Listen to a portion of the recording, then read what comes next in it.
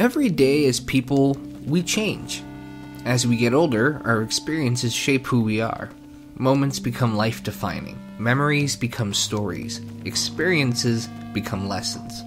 Along the way, we absorb bits of media that maybe put into words feelings we couldn't otherwise describe. There's no real way to explain the moment when you watch a movie, read a book, or hear a song for the first time, and it immediately resonates within you. To come to the realization that someone else out there understands where you are in life. They've been where you are, and they've put time and effort into creating this piece of art to show you how they dealt with it, and maybe to give you some tools of your own. And as time has progressed and we move forward as people, that list of books, songs, and movies soon had a new addition: games. As game stories got more and more in-depth, more people found their answers to their own troubles within them. People could relate to characters and play their way out of that situation, hoping to take something with them. Sometimes it's not even the game itself. Sometimes it can just be the memory associated with it. Whether it be playing the game with a now lost childhood friend goofing around and not doing what was intended. Playing games with your dad and finally getting to beat him even though he's probably just letting you win. Or even a game that made you realize you needed to take your life into a completely different direction. While there are somehow still people out there that debate whether a video game can be classified as art, we are now firmly in a generation of people who have resounding childhood memories that are based around video games. Opening up your first console on Christmas morning, being given the unplugged controller by your older sibling because you wanted to play, playing your Game Boy under the sheets after bedtime, and having all of your friends over for an all-out war.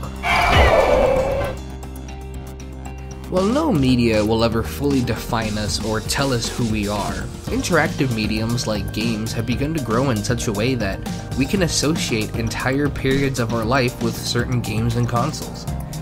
The experiences and attachment we feel in those worlds become just as real as the people we talk to in our everyday lives. You interact with these characters and you feel a bond, and then comes a day when the game is over. The emotional investment has hit its peak, the game goes back onto the shelf, and years down the road, something sparks the memory. Maybe you're sharing it with someone experiencing it for the first time, maybe you heard a song that brought you back in time, or maybe in a sudden moment you realize there was something else left to learn. You pick the game back up, and it's like you never stopped playing it. It's like you're back in this place you've left for a long time, and all your friends are right there waiting for you after all that time away. When people ask me the question, what is your favorite game of all time, I have no answer. Throughout every phase of life was a different game that meant something different to me than the next. Games, like any other experience, come with different varieties of impact. Some you just remember because of the fun you had, and others come at a time when you're impressionable and end up giving you a direction. And maybe not everyone has a game that they feel this way about. Surely there are some out there who have only ever experienced a game at face value, as entertainment to pass the time and to distract you from the world for a passing moment. But ever since I picked up my first game, something inside me just told me this would be something to cherish forever, and perhaps you feel this way too. In the end, sometimes it's not even the games that are our favorites that leave the biggest impact on us. Sometimes it's just the right game at the right time. These are the games that shape us.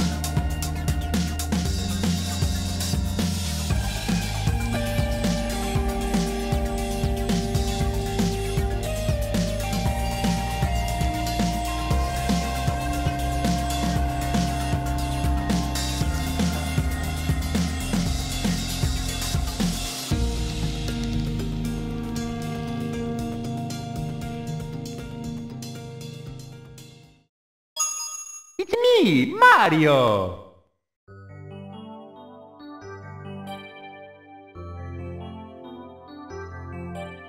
While I'm sure I had probably played a video game before, my first real memories playing a game came when I got a Nintendo 64 for Christmas when I was 3 or 4 years old.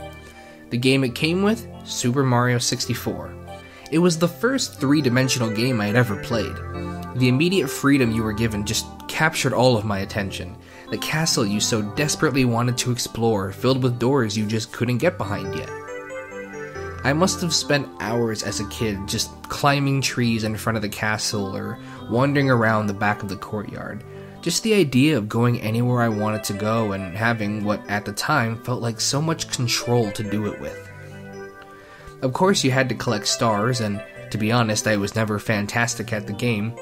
Over the years, friends and family would come over and we would sit down in front of the TV, turn on the game, and try to collect 1 or 2 more stars that I had never collected before.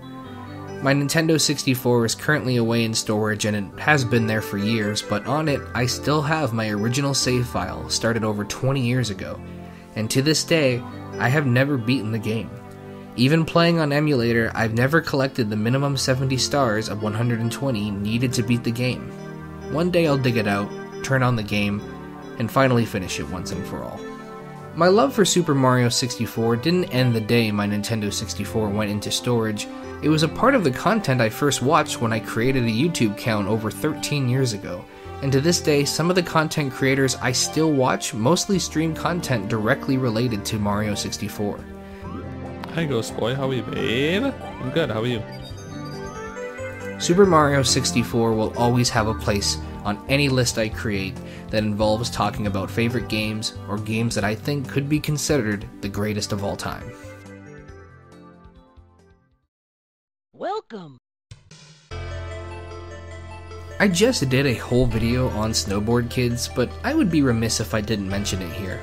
I sunk endless hours into this game as a kid, although I've never had any desire to actually snowboard myself. What appealed to me was the idea of just 4 friends hanging out, messing around, being competitive, getting into trouble, and just genuinely having fun being together. Growing up, I had my tight-knit group of friends, and much like the characters in Snowboard Kids, we would often fight and compete against each other. When you're so young and carefree, you don't realize just how big the world is, and you think it'll stay that way forever.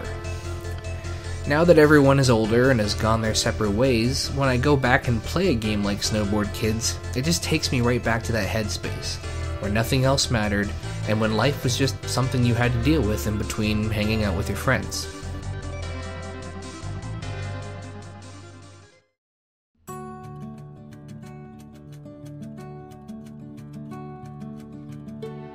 Getting a PlayStation 2 opened up my gaming world to a completely different level. While I enjoyed a few games on the original PlayStation, the PlayStation 2 and its library just seemed infinite to me. Franchises and characters that I had never heard of before that just weren't in the mainstream always seemed to be just around the corner. It's why I love looking at indie games on Steam now. You never know what you're gonna get. I'll never forget the first time my friend showed me this game that he had fallen in love with but was stuck on, Dark Cloud. It was the first time I really had an experience with a game that would have a very Japanese RPG-like setting. Watching the town get destroyed by the evil genie and wandering through the caves in order to fix it back up again. The boss of the first level was a giant flying horned hamster creature named Dran. You also turn your cat into a human and she becomes a companion. And as a kid, and for many years, this was as far as we got. It wasn't until I was much older that I actually went back, managed to beat Dran, and realized I still had tons of game to go. To this day, I have still actually never beaten this game, although I have come close. A few years ago, they re-released this game on the PlayStation 4, and playing it took me right back to being a kid. The animation looking so smooth for its time, the character controlling a little too good, making it hard to be precise, the long walks back to the dungeon doors when you've taken the wrong turn. It's not a perfect game by any means, but very fondly remembered by those who have played it. The music was incredible and sunk me right in. The caves crept me out as a kid, as I feared what monster would be right around the corner.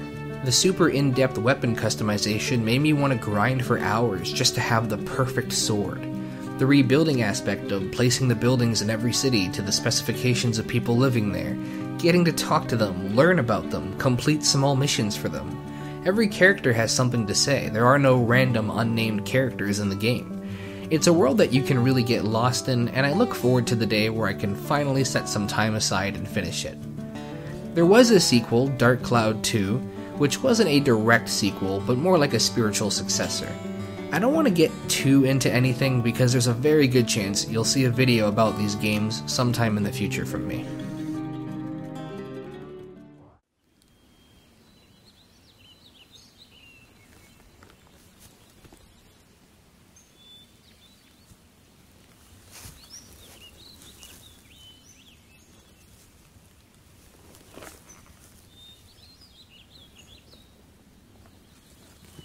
to have devotion on our plates and blossoms in our cups.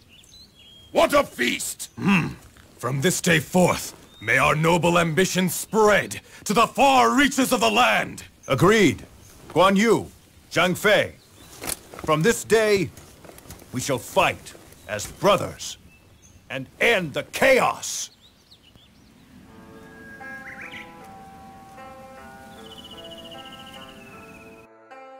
I think everyone needs a mindless game in their life. Something where you can just tap a few buttons, still have fun, but just shut off your brain and go on autopilot mode for a while.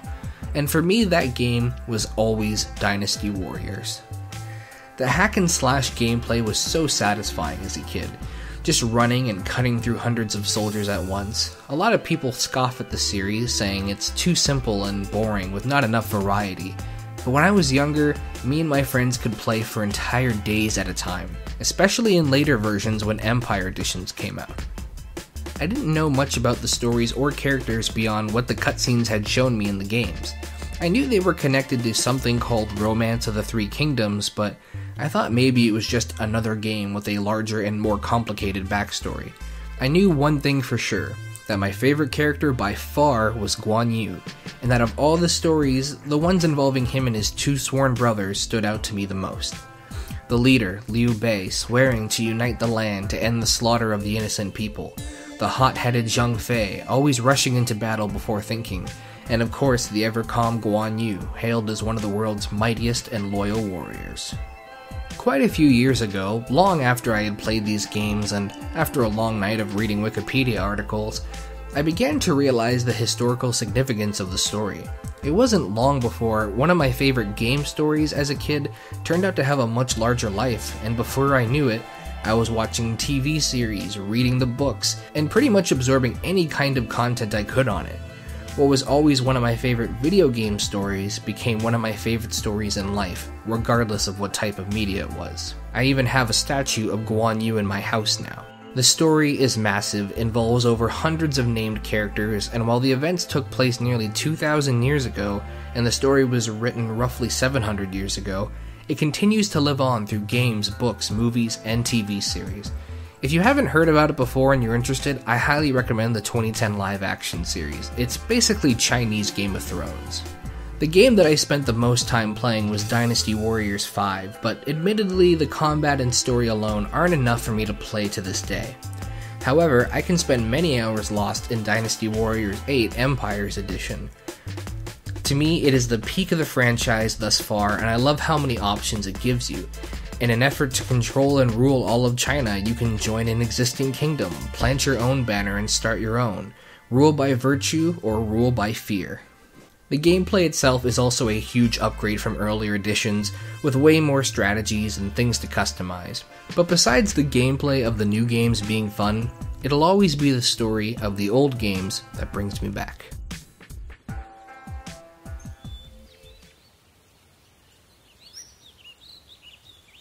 Guan Yu, Zhang Fei. At last our journey is finally over. Watch over us in this new age of peace.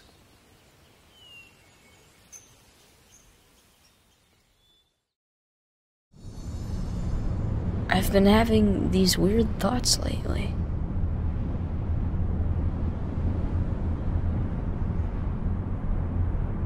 Like, is any of this for real? Or not?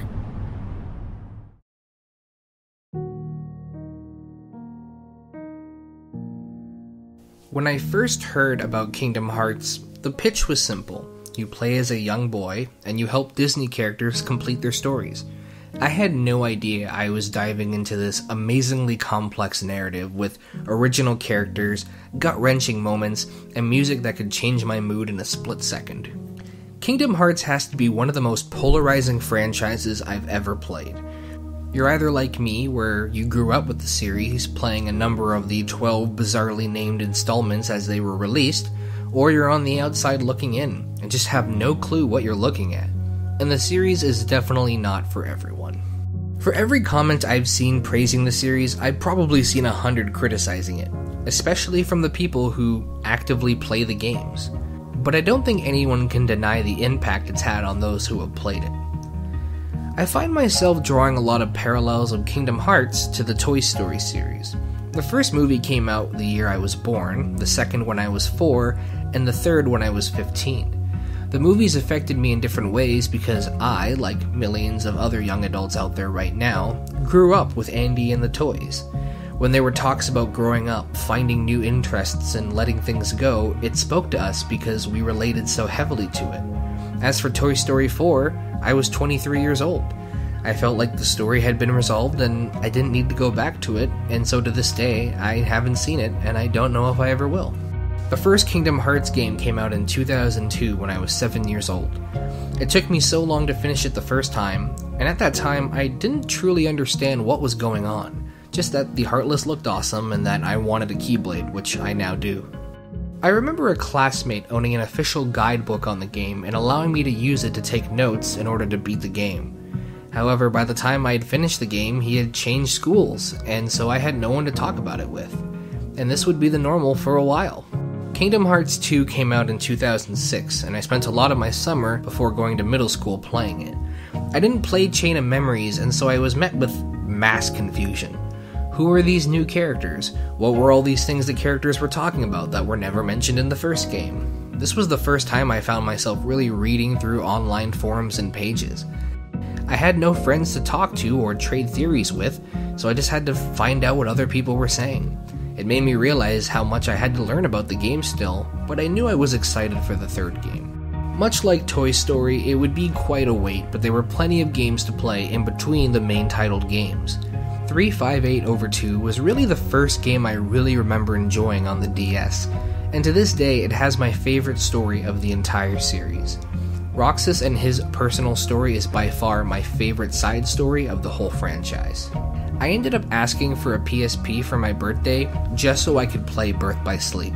New characters, a new story, but I loved knowing more about this insanely complicated universe. While the Disney characters were still a prominent theme in the game, Birth by Sleep let a lot of the original lore of the Kingdom Hearts universe shine through. It filled plot holes and made me even more eager to play the next game. It was very clear that the story was only going to get more and more complicated from here on out. Recoded, while I did buy it, is one game I almost skipped completely. It was at a busy and chaotic point in my life where I was in the middle of high school trying to figure out my entire future, and I honestly just couldn't get into it. To this day, I know vaguely what happens, but I've never played through the full thing. With the remastered versions, you can watch cutscenes from the DS games, so I'll definitely go back and give those a watch someday. That being said, I understood a majority of what was going on in the next games without ever finishing it. I bought Dream Drop Distance without even owning a 3DS, and during my time playing it, I borrowed 3 people's 3DSs just to finish the game, which ultimately, I never did. I was close to the end, but the person asked for their 3DS back and I ended up watching the rest online. I feel like I never fully understood what the game was about. A lot of the plot was lost on me due to the new characters, and the fact that my motion sickness made it very hard to play for long bursts at a time on handheld.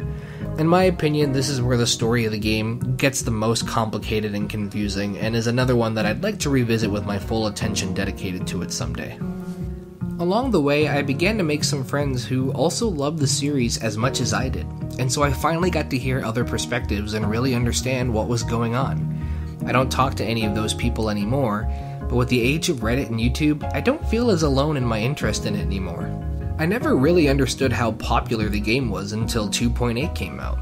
Seeing the internet hype, all the people I followed on Twitter get just as excited as I was for it, we were still so far away from Kingdom Hearts 3, but also as close as we had ever been. Kingdom Hearts 3 came out in early 2019, the same month I uploaded my first video here on Reality Escape. I was feeling extremely lost in life. My relationship was brand new, I was soon approaching a full year of not having a paying job, and my first video hadn't done that well. I had lost motivation and direction, and the game felt like a resolution to my childhood. Like all these questions I had inside me since I was a kid were suddenly answered and resolved.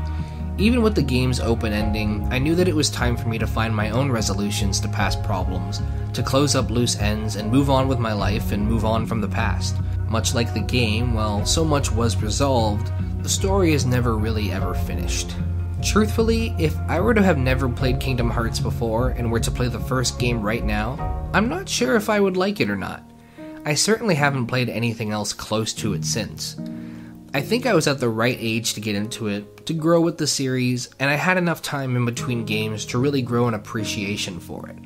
I know a lot of people try to get into the series now, and it's just been way too difficult catching up, but with all the remastered versions out, I hope people can get into it and find the love that I did. I could go on forever about Kingdom Hearts. It's truly one of the games that has touched me the most, and it's one of only 2 games to ever make me shed an actual tear. No, it's not perfect. The game titles are literally parodies of themselves. The dialogue can be extremely awkward, and there's so much confusion out there, it's just so convoluted. I don't think anyone can be 100% confident that they know and understand the story fully. However, unlike Toy Story 4, I will be ready on day 1 to play Kingdom Hearts 4, or whatever game comes next the second it comes out. They can take your world. They can take your heart. Cut you loose from all you know. But if it's your fate, then every step forward will always be a step closer to home.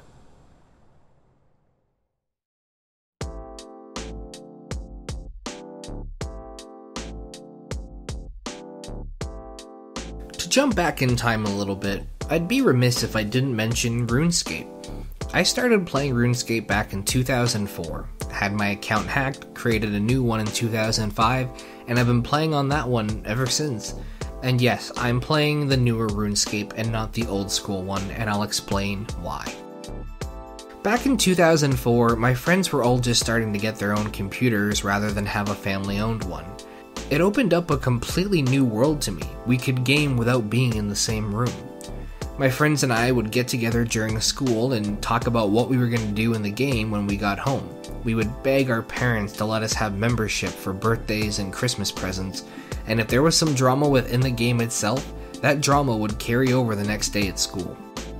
I had been using MSN Messenger for quite a few years before this, but RuneScape was the game that really made me want to be able to type fast so I could keep up with people. The game was always more of a social platform for me. I never really enjoyed doing things like combat or quests unless I was doing them with someone else. It was always just a way for me to hang out in a group and go on adventures together.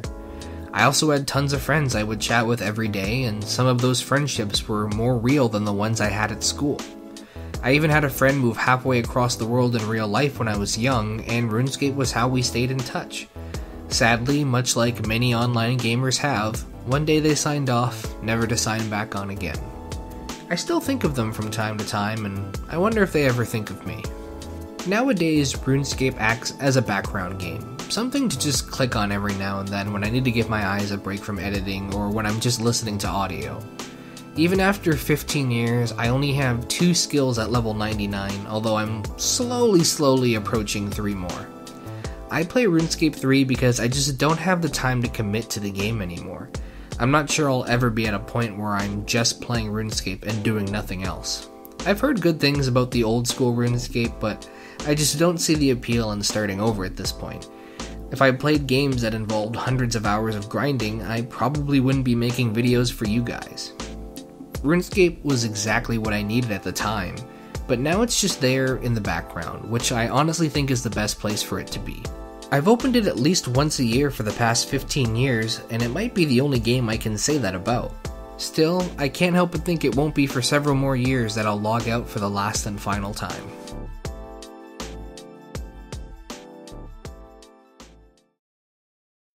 If you strike me down, I'll become more powerful than you can possibly imagine.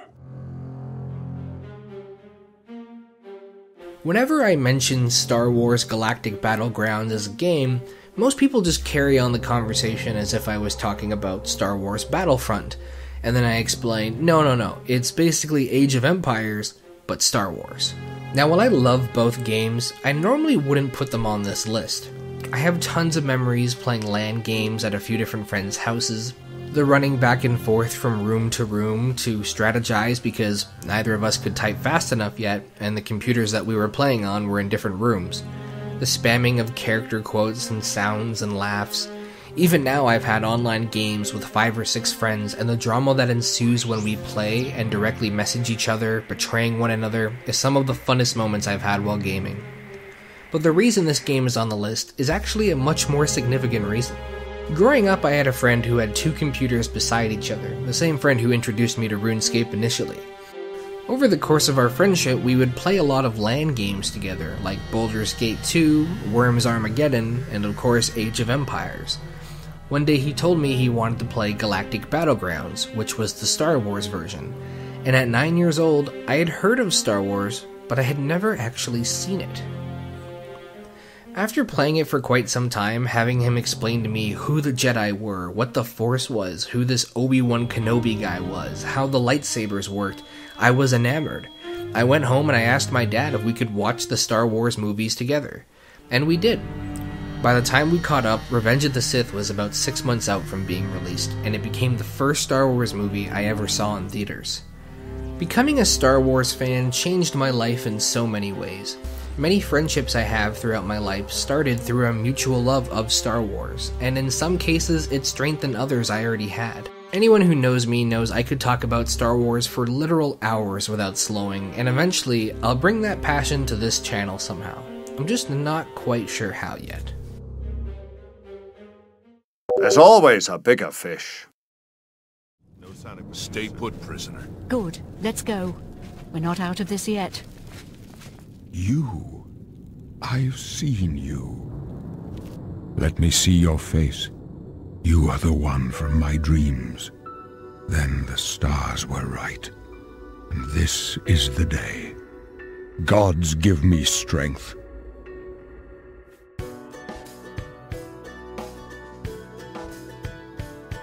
Super Mario 64 brought this open world experience to me, where I could walk and go anywhere without being limited to where I could go. I thought I knew what true freedom in a game was like, until I finally tried to play The Elder Scrolls IV: Oblivion. The first thing I realized was how overwhelmed and scared I was of the world. I constantly feared a zombie would be right around the corner, or that a stranger would come up and start talking to me. 2 fears that have carried over into the real world.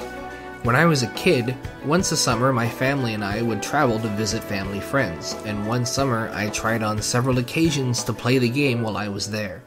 And every time the moaning of the zombie in the tutorial level would creep me out too much. I would play in broad daylight, turn off the sound, anything I could just to get past that part. I was and still am incredibly jumpy, and once I got past the tutorial, I would never enter another cave. I would complete the arena, do the main quest up until the point where I had to go underground, and then stop. And that was my Elder Scrolls experience for a long time. I still remember the first time I actually beat Oblivion. I had music downloaded onto my Xbox, I had all the sound of the game turned off so I wouldn't get scared by random noises, and I just breezed through the main quest as fast as I could.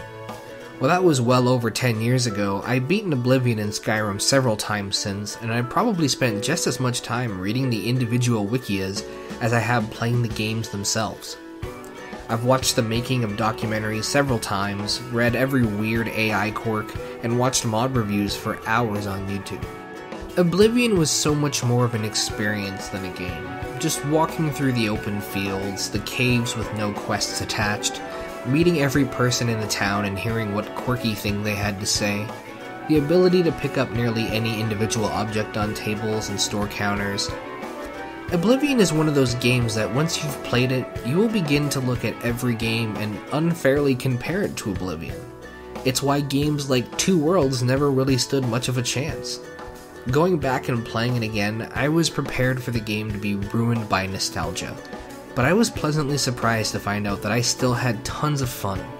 I still had just as much joy and excitement as I did as a 10-year-old watching a family friend play the game. And anytime I go back to Cyrodiil, I can always navigate the map as if it were my own home. I enjoyed Skyrim when it came out, beat it several times as well. While many things I thought were improved, to me it just lost a certain charm. The quirkiness of the world was replaced by the grittiness and darkness, and while I certainly love and appreciate both, you never forget your first Elder Scrolls game.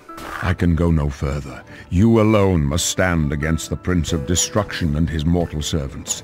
He must not have the Amulet of Kings. Take the amulet, give it to Joffrey. He alone knows where to find my last son. Find him and close shut the jaws of oblivion.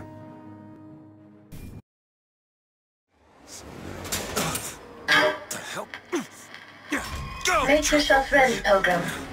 The bindings are there as a safeguard.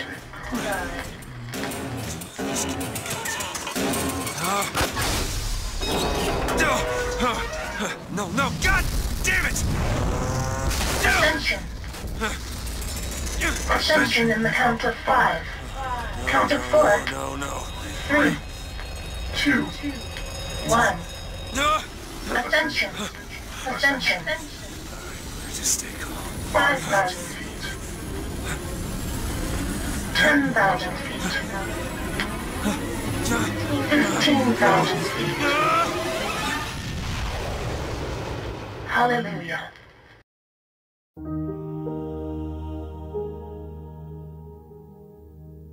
During most of high school, I wasn't actually playing a lot of games, and if I was, it was almost always with other people. A lot of hanging out on RuneScape, sometimes getting together to play WWE games. The last new single-player game I had played was Skyrim, and before that it was probably something fairly old like Fable 2 years prior. I just didn't care that much for single-player experiences, and because of that, I missed out completely on so many franchises, like Assassin's Creed, Mass Effect, Gears of War, Call of Duty, The Witcher, Far Cry, Halo, Hitman, Dead Space, Uncharted, Dark Souls, God of War. All of these franchises that were just starting to establish themselves as major players.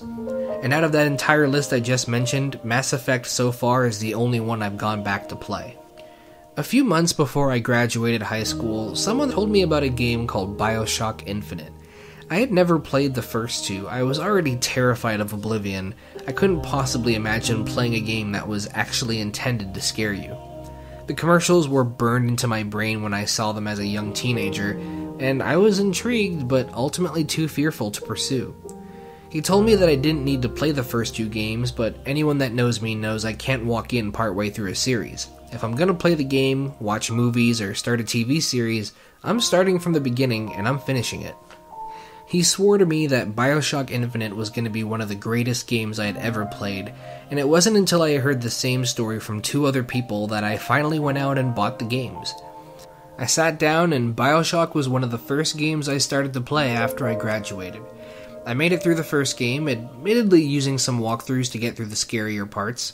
I played 2 and was unimpressed. I honestly don't remember if I ever finished it. To be fair, I might have been too excited to play Infinite to give it a proper chance, and one day, I'll go back to it. This isn't a dig on anyone who likes BioShock 2, by the way. At the time, it just wasn't my thing. Either way, I read up on what the ending was, and I finally was ready for BioShock Infinite. On the first day, I played for about an hour and a half, enough to reach the giant statue to find Elizabeth. The inside creeped me out so much that I decided to stop, and I would play a little bit more the next day when it was lighter outside. By the next night, I had finished the entire game. I can't recall ever playing a game for that long in one sitting before. By the time I looked up, it was dark out, I hadn't eaten anything all day, my eyes were completely dried, and I was just left with the most empty and hollow feeling. I won't get into spoilers, but if you played the game and were just as invested as I was, you know exactly how I felt. I had to immediately look at forums and online articles because I couldn't comprehend what exactly had just happened. I saw tons of people say, oh, the ending was so predictable, I saw it coming the whole time. But I played through it so quickly and I was so invested I never had proper time to create a theory in my head. And I'm glad I did it this way. I'm the kind of person who watches cop shows and I can guess who the killer was before the end. But this took me completely by surprise. I'm also glad I played the original games prior to playing Infinite. While there was only a small few moments that allude to the original games, I love when games reward long-time players. Little things to say thank you for paying attention and coming back. And if anything, it reinforced my decision to always start at the beginning of a franchise. BioShock Infinite will always remain one of my favorite games of all time. The beautiful city of Columbia with its dark past, the interactions with Elizabeth, both from a story and gameplay perspective, and the way the DLC looped back into the first game just finished off the saga perfectly in my mind. And yet, when I think of the game, and I think of a favorite part, something that stood out to me more than anything, only one scene comes to mind. Close to the very beginning of the game, when you're first exploring the city, you can encounter a barbershop quartet singing the Beach Boys' God Only Knows in a cappella. From that very moment, this game became one of my favorite games of all time. BioShock helped me realize how much I valued playing games. I was bored with games, and I was getting exhausted with them. To me, games were always something that I had to do with other people, and it wasn't until I played BioShock Infinite that I realized how much I would rather play a game on my own. How much I valued the experience of shutting off the world and just getting lost in a game with no distractions. I wasn't getting socially exhausted playing games anymore, I was getting inspired by them, and it was only just the beginning. What do you want? We got a deal to it! Open this door right now! I told you! Not gonna do it! Go away! Mr. DeWitt! Mr. DeWitt!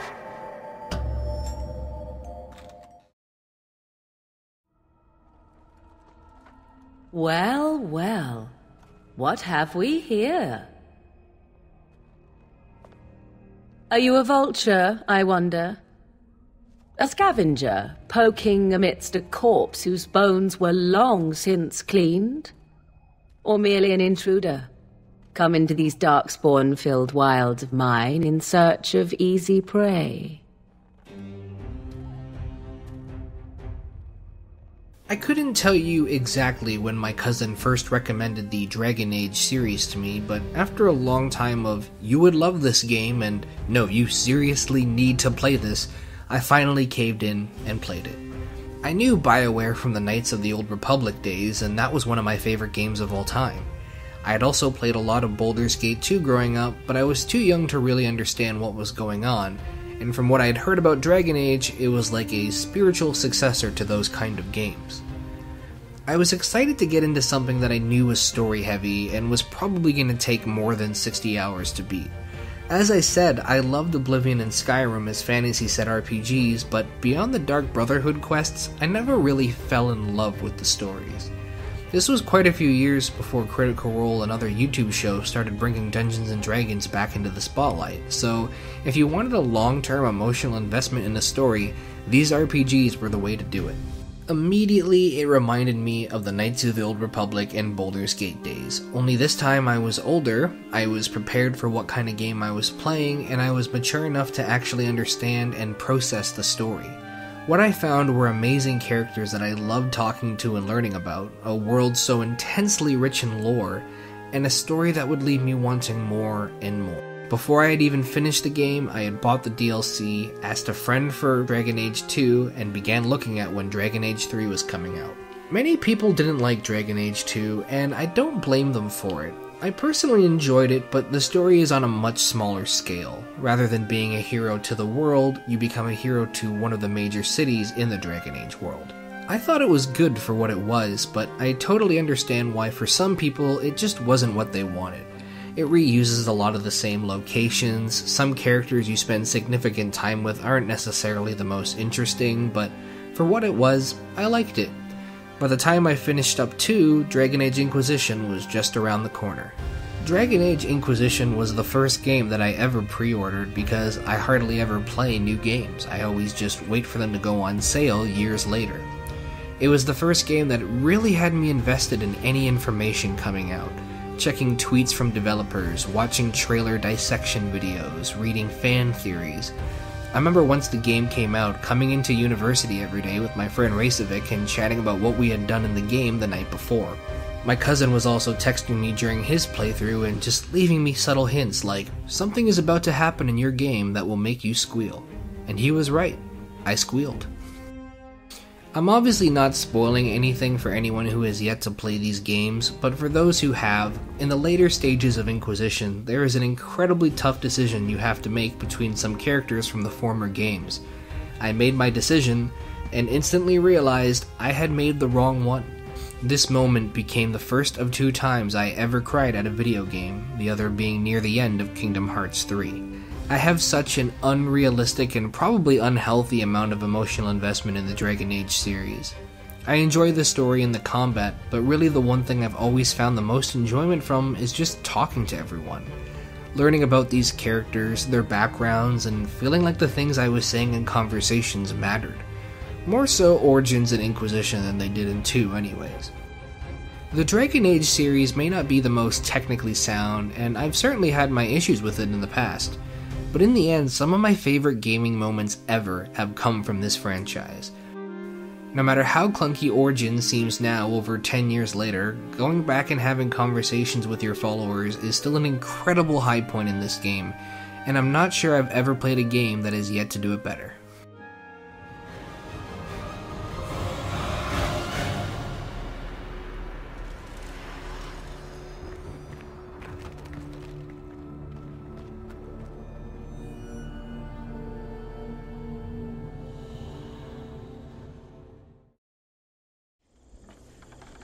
So is that everything you hoped for? Jury's still out. But man, can't deny that view.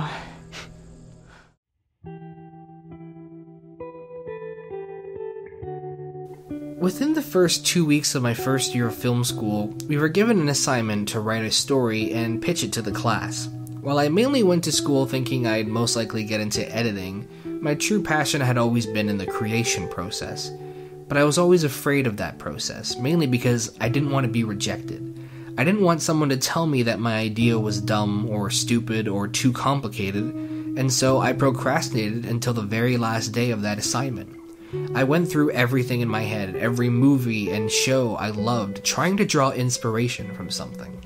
Everyone I knew was doing something realistic, something that could be filmed at school because we would later turn these pitches into projects. A story about someone in our city taking the bus or going to work. I wanted to do something different, so far in the opposite direction, and I eventually settled on doing something completely fictional. When I looked back into my mind for inspiration, now with less limitations, only one game story jumped out to me. The Last of Us was a difficult game for me to play, and at a certain point, I had to stop playing altogether because it was just too much of an emotional experience for me. However, the disc copy I had was borrowed, and it was the person asking for it back that finally drove me to finish the game. For those of you who are unaware of the game, it is a very deep and dark and heavy story.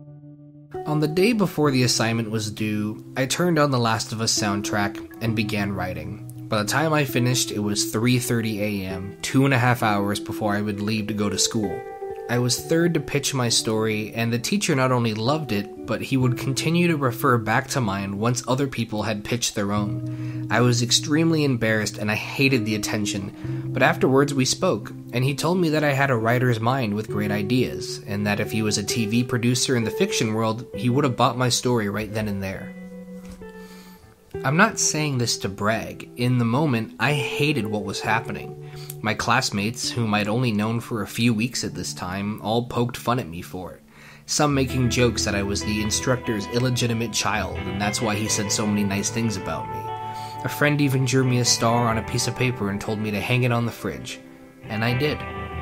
But I reflected on this day for a long time. Nearing the end of that school year, I realized I just wasn't where I wanted to be. I had no desire to live my life on film sets, holding a microphone, or being an editor who had no creative say or vision. I had a rough experience with my director on our final project, and it pretty much turned me away from the idea forever. I wanted to create my own work. I wanted to have full creative control, create something that spoke to people, something that was meaningful, and something that maybe not everyone else was doing. The next year, instead of continuing with my film program, I went into a separate documentary program instead. I wanted to learn how to tell real stories, where I could present information in the way that I wanted to, and to learn how I could make my work make other people think. The idea of working for yourself and having no one to tell you no is a millennial dream, but I wanted to live it, and in the end, it's what brought me here, in front of you all today. You've probably noticed by now that I've hardly talked about the game. And that's because, well, I liked it, but there's not much else I can really say that hasn't already been said. There was actually several moments where I hated playing it just because I found some of the gameplay mechanics incredibly frustrating. And of course, I'm a super jumpy person, so it's a game meant to scare you. It was never going to go smoothly. It's an incredible game, but the impact it had on me was much more than a good story with a deep meaning. It gave me direction. It made me realize that maybe I didn't need to be afraid of being creative. That it was better to take a chance than to live a life wondering, what if? I don't know when I'll have a chance to play The Last of Us 2 because I'm so busy these days working on videos for all of you. But I hope that one day I'll be able to sit down and play with no distractions and just absorb the story. And who knows, maybe that game will give me another direction to go. Man. What? Nothing, it's just... I've never seen anything like this, that's all. You mean the woods? Yeah. Never walked through the woods. It's kinda cool.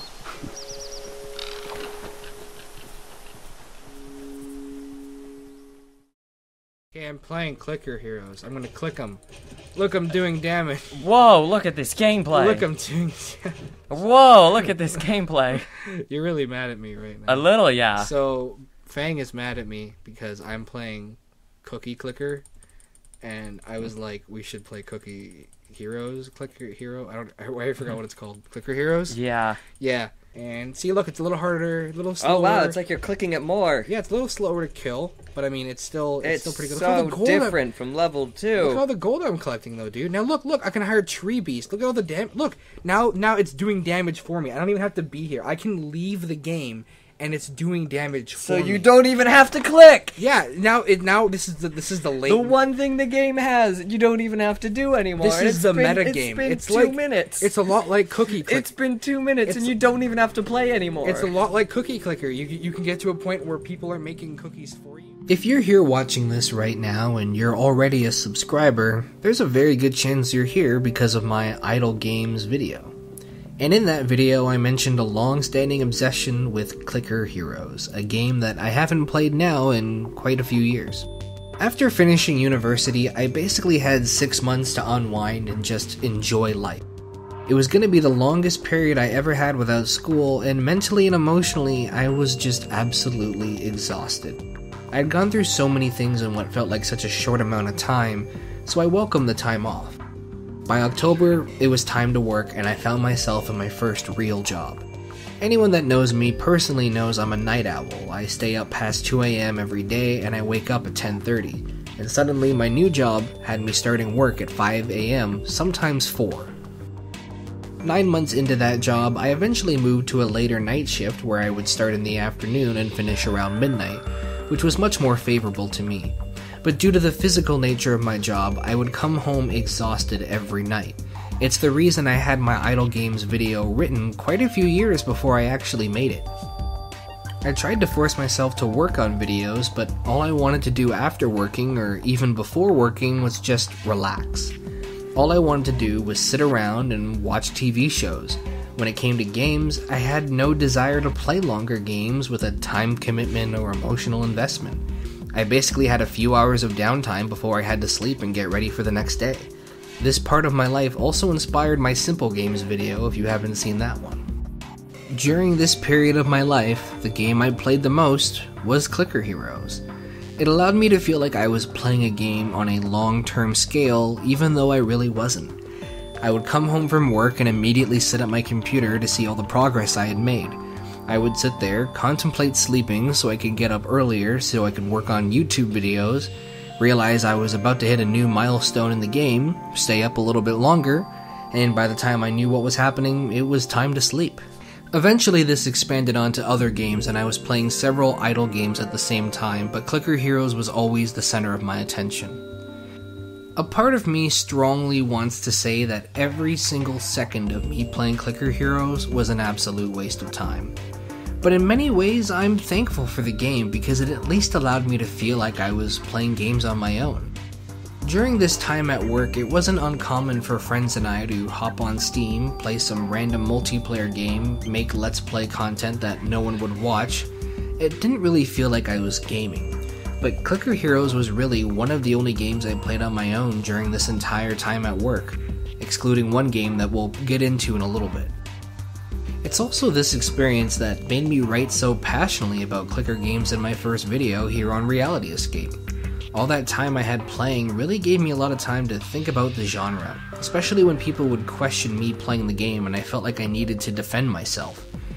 460,000 views later, maybe the argument could be made it was time well spent.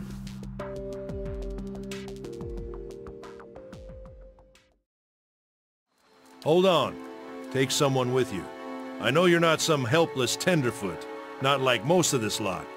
But you drop dead, I don't want to be looking for the body. Got a schedule to keep. Kalisha. Kalisha! He needs to find some springberries. Watch that he doesn't drop dead. No promises. What kind of guide says something like that? Kind you can afford. Don't listen to her, you're in good hands. And I pay too well, if anything. In early 2018, I left my job. I was stressed beyond belief and I needed to consider my long-term mental health, as well as I was almost always physically injured. I had never had a break from high school to university or from university to work, and I wanted a year to just relax and do my own thing, which ended up being this channel. But before any of that, I knew I wanted to get lost in a game, find a game that would take 60 hours and just beat it in a week. I had actually scheduled vacation time to play Mass Effect Andromeda, and ended up leaving before my vacation was even scheduled. I didn't hate Andromeda, but it just wasn't what I was hoping it would be. There was a game I had in my Steam library that had been calling my name for over a year, and it was finally time to pull the trigger. As soon as I saw Total Biscuit reviewing and talking about Pillars of Eternity, I knew it was a must-play for me. But it had been sitting in my Steam inventory for well over a year, and I just never got around to actually playing it. It wasn't a game that I could just sit down and play for an hour and then walk away. I don't have the strength to do that. I got lost in that game pretty hard, but I'm admittedly absolutely awful at these types of games, so I almost always play on easier settings. It allows me to just get lost in the story without worrying I'm gonna get frustrated being stuck at some part for 13 hours. I got exactly what I needed out of it, a long, complicated narrative that I could just emotionally invest myself into. I played so much Baldur's Gate 2 as a kid, but I absorbed so little of it. I was too young to understand the story properly, too young to really understand how to play properly, and I wanted a fresh start to just play a game like this but not have a past experience hanging over my head. I was very into Critical Role at this time as well, so having all of these familiar voices in my ears while playing made me feel like I was finally playing Dungeons & Dragons, a game I wanted to have more experience with, but at this point I had had very little. Pillars reminded me of what I loved about storytelling in games. It gave my mind the reset I needed at the time, and it helped me remember why I love games so much. I should warn you, stranger. Here in Gilded Vale, we have a special place for dissidents, charlatans, and those who would hide a curse in our midst. Krug swooping in on the attack. Read it perfectly and breaks up the play. Oh, the coach throws his hands up. Turnover, turnover, turnover. Here's a chance right in front. Taken along the wall by Marchand. Vancouver's got it now. Pass right on the doorstep. He scores! I know sports may not be the most popular subject here, but I personally am a huge hockey fan. When I was working and I needed a mindless game to come home to and relax to, the NHL series was my go-to game.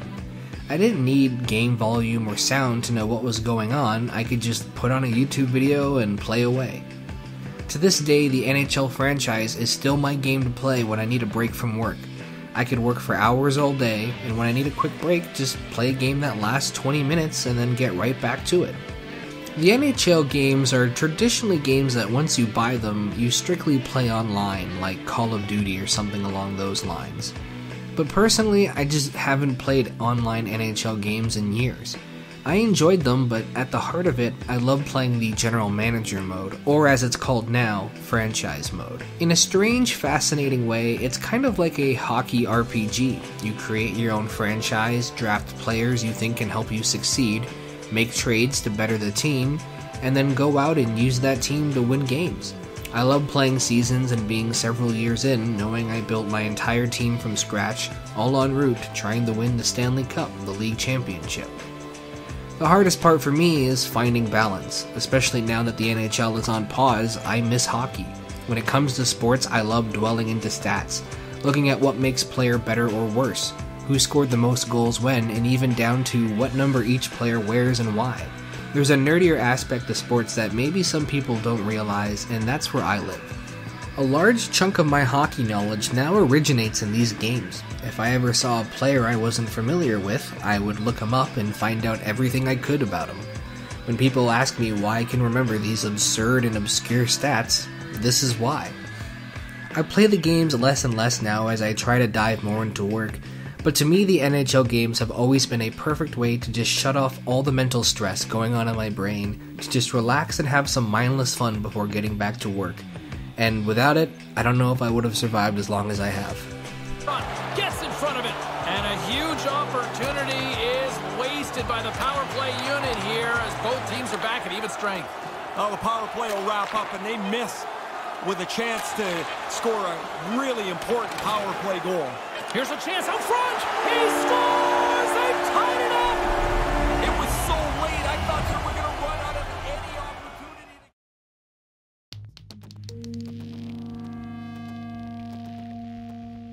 This isn't a list of my favorite games. While yes, some of these games would also be on that list, some of these games wouldn't be. Sometimes I love and enjoy everything about a game, but its overall impact is just, well, I love the game. The list is less about games I loved, and more about games that I felt changed me. Sometimes it's not always your favorite. Sometimes it's just the right experience for you at the right time. There's not a single other person on Earth who has the same experiences with all of these games as I do. Likewise, every game you play, while a preset experience, has a different impact on you than anyone else. Sometimes the impact is that it's just a game and nothing more. But sometimes the impacts made are the games that picked you up when you were down, the ones that served as a distraction in times of pain and sadness, or the ones that helped you confront that pain and sadness head on. Sometimes it's a game that you have fond childhood memories of, a game that makes you smile when you think of younger carefree days and can take you right back to those days. A game you played for hours and hours on end, late into the night, where the game itself didn't matter, it was just the company you played with. Sometimes the game you play ends up doing nothing for you at all. And sometimes they do everything. Sometimes a game comes to you at a time when you need it the most, and through it, tons of doors open. Like hearing a song on the radio for the first time and knowing it would be your favorite. Being entranced by a novel's cover and reading every book in the series front to back several times. Or watching your favorite movie franchise traditionally every year with family. Games can unknowingly change you. The games I listed here in some way or another didn't just provide me with a worthwhile and memorable experience, they guided me in some way, changed who I wanted to be, and ultimately played a part in who I am now. These are the games that shaped me to be who I am today. And now, I guess the only question left is, what games shaped you?